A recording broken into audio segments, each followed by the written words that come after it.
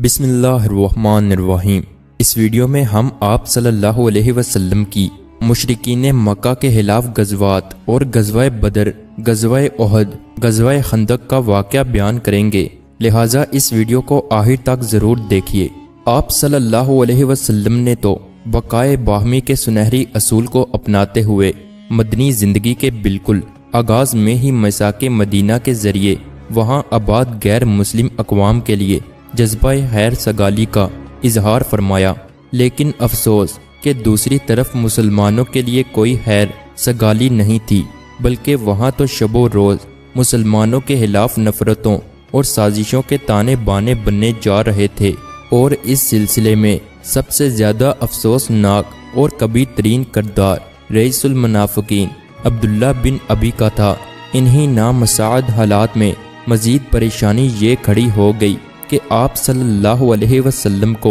باوثوق ذریعہ سے یہ اطلاع ملی کہ ادھر مکہ میں مشرکین بھی مسلسل مسلمانوں کے خلاف جلد از جلد کوئی فیصلہ کن اقدامات کرنا چاہتے ہیں، اور اس مقصد کے لیے زور و شور کے ساتھ منصوبہ بندی کی جا رہی ہے، کیونکہ مشرکین کو یہ بات ہرگز گوارا نہیں تھی کہ مسلمان ان کے شکنجے سے نکلنے کے بعد اب مدینہ میں جا کر سکون و اطمینان کی زندگی بسر کریں، وہاں پھلتے پھولتے رہیں اور ان کی قوت میں اضافہ ہوتا چلا جائے۔ بالخصوص انہیں اس تجارتی شاہراہ کی وجہ سے بہت زیادہ پریشانی لاحق تھی کہ جس پر سفر کرتے ہوئے ان کے تجارتی قافلے مکہ سے ملک شام آتے جاتے تھے، اور وہ شاہراہ مدینہ کے قریب سے گزرتی تھی۔ ایسی ہی صورتحال میں ایک روز مشرکین مکہ کے چند سرداروں کی طرف سے مدینہ میں رئیس المنافقین عبداللہ بن ابی کو ایک خط موصول ہوا،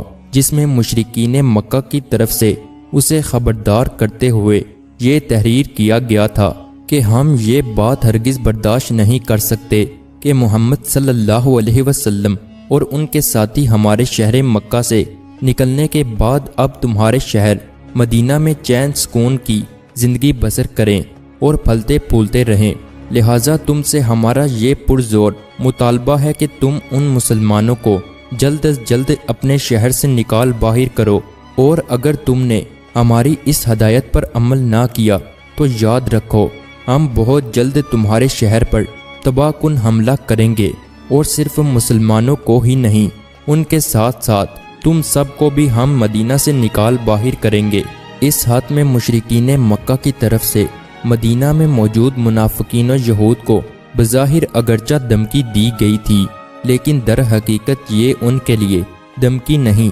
بلکہ بہت بڑی خوشخبری تھی، کیونکہ وہ آپ صلی اللہ علیہ وسلم دیگر مسلمانوں کی آمد سے انتہائی نالاں اور ناخوش تھے، اور چاہتے تھے کہ کسی طرح یہ لوگ مدینہ سے نکل جائیں اور پھر ہمارے وہی پرانے دن لوٹ آئیں۔ اس مقصد کے لیے ان کی دلی خواہش تھی کہ کاش انہیں کسی بڑی قوت کی پشت پناہی حاصل ہو سکے، لہٰذا اب مشرکین مکہ کی طرف سے جب انہیں یہ دھمکی موصول ہوئی تو انہوں نے اسے دھمکی کی بجائے اپنے لیے بہت بڑی خوشخبری سمجھا، اور اب مسلمانوں کے خلاف یہ اندرونی دشمن اور بیرونی دشمن دونوں متعدد اور یکبا ہو گئے، اور پھر ان بدلے ہوئے حالات میں مسلسل ایسے ٹھوس ثبوت پہ در پہ شواہد و دلائل اور آثار قرائن نظر آتے رہے، جن کی وجہ سے آپ صلی اللہ علیہ وسلم کو مکمل یقین ہو گیا کہ یہ اندرونی و بیرونی دشمن مل کر کسی بھی وقت